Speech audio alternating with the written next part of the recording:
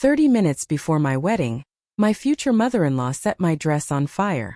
Elaine Whitmore stood in my bridal suite, lighter in hand, and said, "Now you can't marry my son." But what she didn't know was, the cameras were rolling. My name is Claire Morgan. And this is how her plan to ruin my wedding became her public downfall. I watched the flames crawl up the delicate satin like vipers, eating away 6 months of fittings, lace, and dreams. My wedding gown, my dream gown, was now nothing more than blackened scraps on the floor of the Grand Pavilion's bridal suite. And Elaine Whitmore, my soon-to-be mother-in-law, stood over it with a lighter still warm in her hand. "Now," she said with a twisted smirk, "you can't marry my son."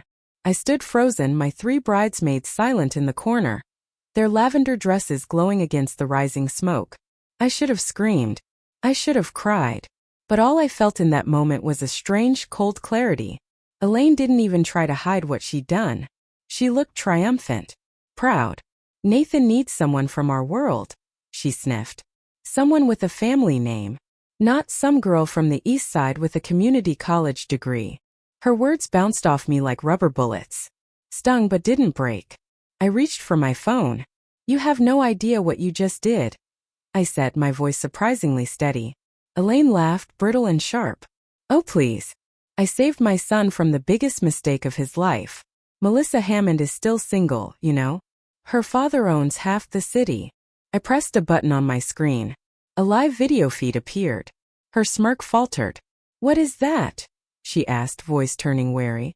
"The wedding livestream," I replied. "For Nathan's grandparents in Florida. And my brother deployed overseas. It's been running for the last 20 minutes. The screen now showed her, Elaine Whitmore, in full view, lighter in hand, monologuing like a soap opera villain as my wedding dress smoldered behind her. Her eyes went wide. "Turn it off. Turn it off." She lunged at me. Jessica, my bridesmaid, stepped between us. "Mrs. Whitmore," she said, calm and deadly, "you just committed arson. On camera. You might want to rethink your next move." My phone buzzed. "Claire," Tina said, peeking at the notifications. "It's Nathan. He's coming here. Now." Elaine paled. "This isn't what it looks like." "I was just testing the fabric." I blinked. "With fire." Outside the door, voices were rising. Someone had redirected the live stream to the ceremony screen. Guests were watching, whispering. Murmurs of "Did she really? And that's the dress." Then the door slammed open. Nathan stood there, tuxedo crisp, face crumbling in horror. He saw me. The dress. His mother. The smoke. "Mom," he said, voice low, shaking. "Tell me you didn't just burn Claire's wedding dress while saying she isn't good enough." Elaine straightened. "Sweetheart, I was protecting you. She's not right for this family." Nathan's voice cracked like a whip. "Stop. I heard everything." He turned to me. "I'm so sorry. I had no idea she would." "It's just a dress," I said quietly, though we both knew it wasn't. "But your mother just showed the world exactly how she feels about me. And us." He took my hands. "What do you want to do?" I looked down at the ashes of silk and lace, and made my decision. Nathan's eyes didn't move from the charred mess at my feet. His breath came slow, measured, but I knew him well enough to see the storm rising behind his calm. "Mom," he repeated, quieter this time, "what exactly did you think you were doing?" Elaine's expression collapsed into a pitiful grimace.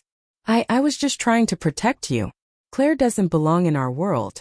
I thought if she saw how fragile this dream really was." "You set her dress on fire," he snapped. "On our wedding day, while calling her a mistake." I stepped beside him, still barefoot on the cold floor. "She didn't just burn fabric, Nathan. She burned any illusion of acceptance." Elaine reached for his arm, her voice slipping into that faux tender tone I'd heard her use so often. "Sweetheart, please. You've always trusted me. You know how much I love you. I only want what's best." "What's best," Nathan interrupted, "is a partner who worked her way through college, built her own career, and loves me for who I am, not what my last name's worth." A hush fell over the room. Even the buzzing from my phone faded into the background. Elaine stood stunned, her mouth parting but no words coming out. For once, the woman who always had something to say had nothing. Nathan turned to me. "What do you want to do, Claire?" We can postpone. We can cancel. We can walk away from all of this. Whatever you choose, I'm with you. I looked down at what was left of my dress. The delicate beading now melted into misshapen clumps, and I thought about all the nights I had stayed late at the agency to afford that gown. I thought about the lavender gowns my bridesmaids were wearing, about the guests who had flown in, and the floral arch waiting at the altar. And then I looked at Nathan. Kind, loyal, unshakable. We're not postponing, I said. We're getting married. Just not in the way we planned. My voice had that old steadiness again. The same one I used in client pitches when everything was going wrong but the room still needed confidence. I turned to Jessica. Remember the shoot we did for Cleveland Bride last month? Call Eliza. Ask if she still has that lace sheath sample. Her eyes widened. You think it'll fit? We don't have time to think. We just act. Richard Whitmore, Nathan's father, stepped forward. Give me the address. I'll have it picked up right now. Elaine's voice was barely audible. You can't be serious. You're still going through with this. I met her eyes, calm and unapologetic. You tried to burn this wedding down. But all you did was light the part of me that refuses to back down. I picked up my phone and addressed the live stream. To everyone watching, thank you for your patience. The ceremony will continue shortly. After all, I glanced at Nathan, who took my hand with quiet pride. Some flames don't destroy. They just show you what's unbreakable. The next 20 minutes moved like a well-oiled machine powered by adrenaline, loyalty, and stubborn defiance. Eliza from Cleveland Bride didn't hesitate. The sample dress, an elegant ivory sheath with delicate lace sleeves and a plunging back, was still at her studio downtown. It's yours, she said. I'll have it couriered with a steamer and backup heels. Richard handled the logistics like a corporate executive overseeing a hostile takeover. He made 2 calls, texted an address, and within minutes had a driver en route. I saw for the first time why he was the quiet force behind the Whitmore name. He wasn't loud like Elaine. He didn't need to be. Meanwhile, the bridal suite transformed into a makeshift fashion studio. My bridesmaids, still in their lavender gowns, worked in sync, opening windows, clearing smoke, fluffing veils. Even the venue coordinator rolled up her sleeves and began steaming borrowed dresses. One of the caterers, who had overheard everything through the cracked door, brought in chilled water and granola bars. This is what a real support team looks like, Melody whispered, clipping my hair back. Elaine? She was in the hallway, arms crossed, pacing like a sulking queen with her crown slipping.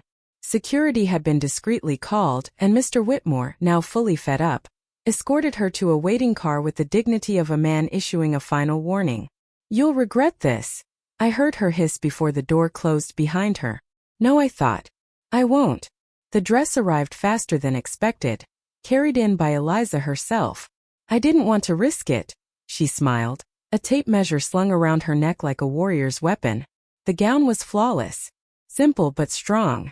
It hugged in the right places, fell in elegant waves, and most importantly, it felt like me. You look stunning, Jessica said, blinking back tears as she zipped the final seam. I turned toward the mirror. It wasn't the dress I had envisioned when I started planning this wedding. It was better. Less sparkle. More spine.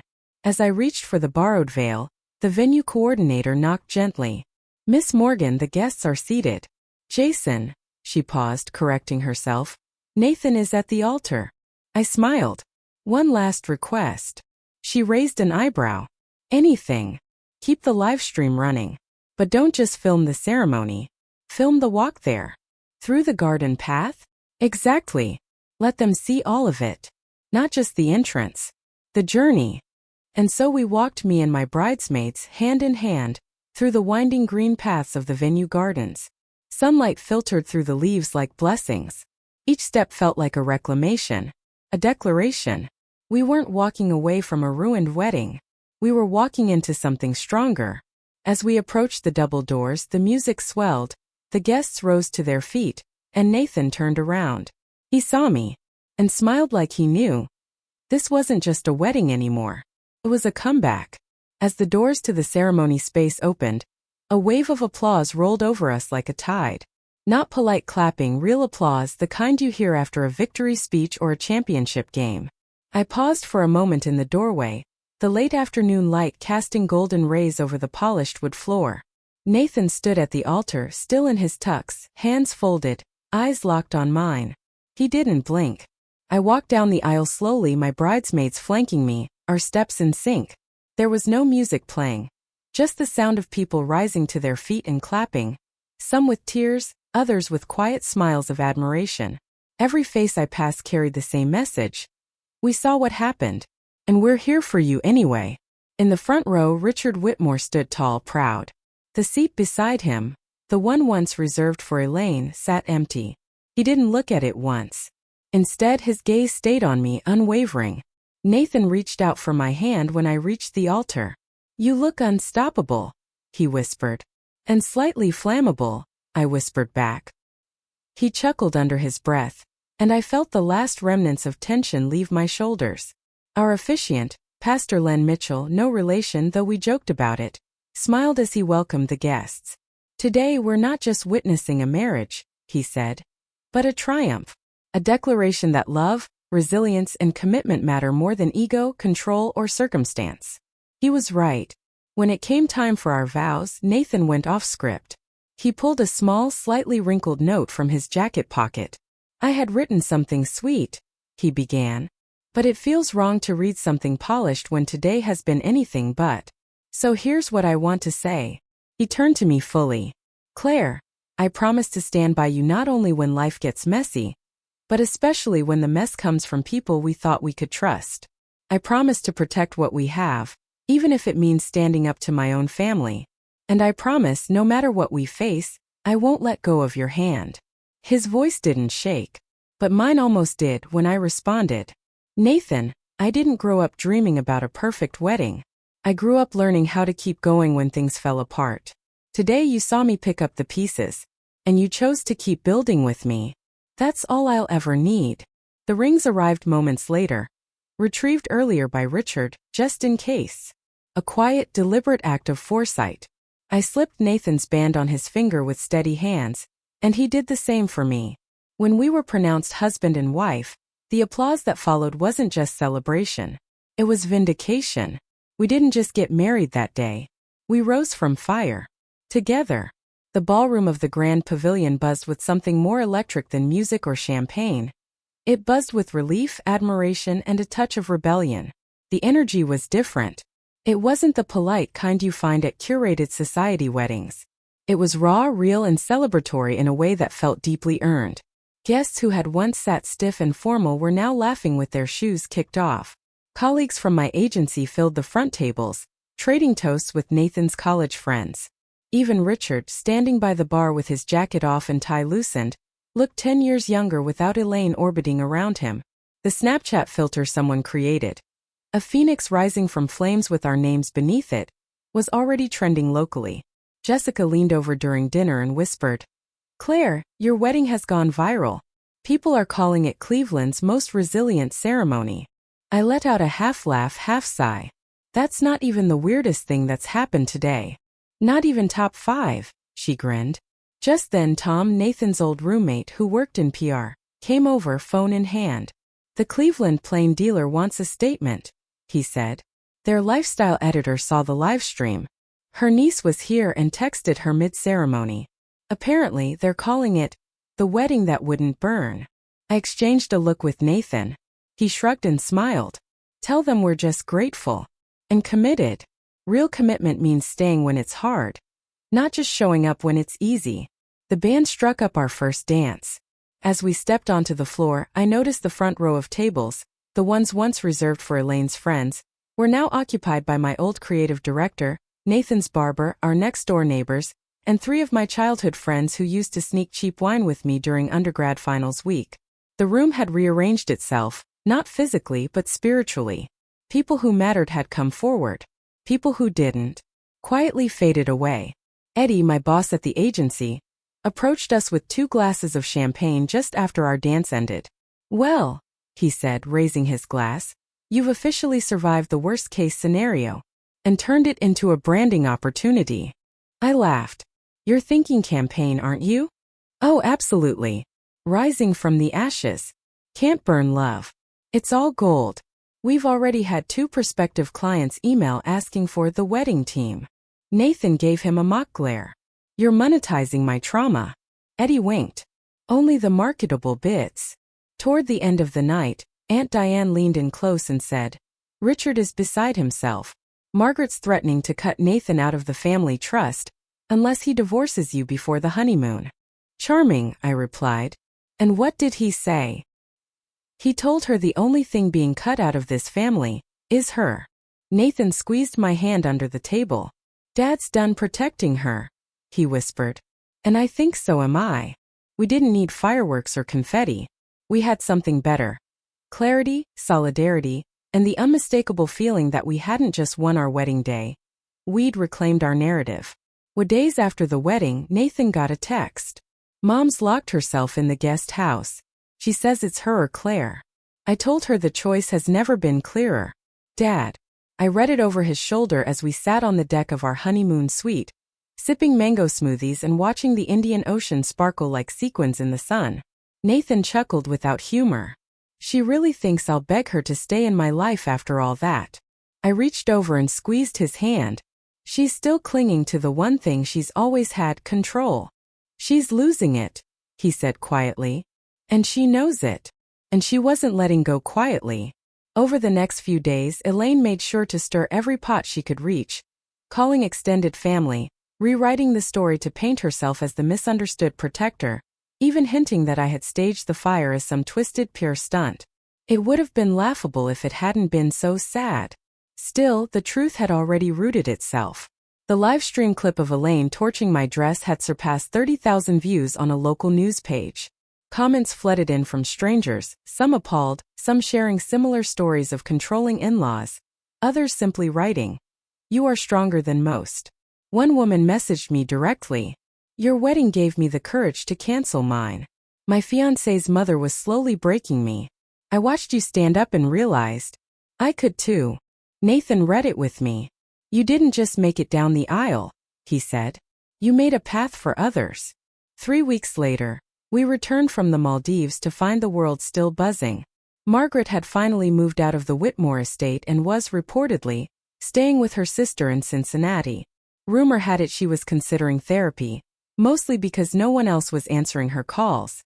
"She says she was just testing the fabric," Aunt Diane said over brunch. "That people misunderstood. She was holding a lighter and yelling, 'You can't marry my son,'" I replied flatly. Not much to misinterpret. The biggest surprise came at the Wilson Foundation Gala. It had always been Elaine's stage, full of velvet gowns and shallow compliments. But this year, Richard took over. And everything changed. The decor was simpler. The guest list smaller, warmer. A new initiative launched. The Rising Phoenix Fund, microgrants for women recovering from major life disruptions. I saw the logo and nearly laughed. A stylized phoenix in gold foil rising out of lace. "You inspired this," Richard told me, genuine pride in his voice. "Your fire didn't just survive. It built something new." Later that night, as Nathan and I danced beneath the museum's glass dome, he leaned in close. "Do you think she'll ever come around?" "Maybe," I said. "But we're not waiting on her." He kissed my forehead. "Good. Because this is where my family begins." The fire that started with destruction had become something else entirely. A new kind of foundation. One built on truth, choice, and love that doesn't flinch. 3 months after the wedding, I walked into a sunlit studio in downtown Cleveland to shoot a short interview for a women's magazine. It wasn't something I'd planned, but the messages kept coming. Women from everywhere, telling me how our story helped them leave toxic relationships, establish boundaries, or simply believe that they weren't alone. Felt wrong to stay silent. Nathan had encouraged me. "Tell it," he said one night, handing me a cup of tea. "The real version. Not the viral one. The version that might actually help someone." So I did. In the interview, I didn't talk about revenge or scandal. I talked about resilience. About how the wedding dress was never really the point. About how love, real love, doesn't ask you to shrink. It asks you to stand taller together. After the shoot, as I was leaving the building, I bumped into a woman about my age in the lobby. She paused, recognizing me. "You're the Phoenix bride, right?" I smiled a little sheepishly. I guess that's me. She hesitated. I just wanted to say thank you. I watched your wedding stream in real time. I was debating whether to call off mine. Watching you walk down that aisle anyway. It gave me the courage to leave. She didn't need to say more. We hugged like we'd known each other for years. Later that week, Nathan and I were at home, curled up on the couch when his phone buzzed. Mom's back in Cleveland. She's agreed to counseling. Wants to talk. Dad. Nathan didn't say anything for a long time. Then he locked his phone and looked at me. What do you think? I paused.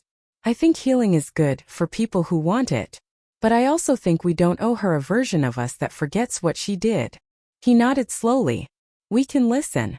But we don't need to make space for chaos. That was the most powerful part of all of this. We had options now. Our love wasn't tangled in guilt or fear or appearances. It was rooted in honesty, in mutual respect, in shared courage.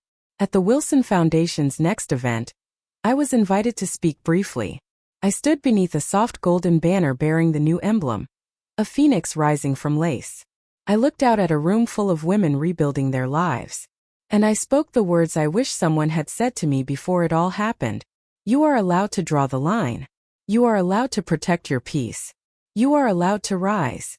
Afterward, as the applause died down and the lights dimmed, Nathan met me off stage, his arms already open. You're not just a bride who survived a fire, he whispered. You're the one who turned it into something beautiful. I smiled and leaned into him, not because I needed his protection, but because I finally knew what it meant to stand beside someone equally strong.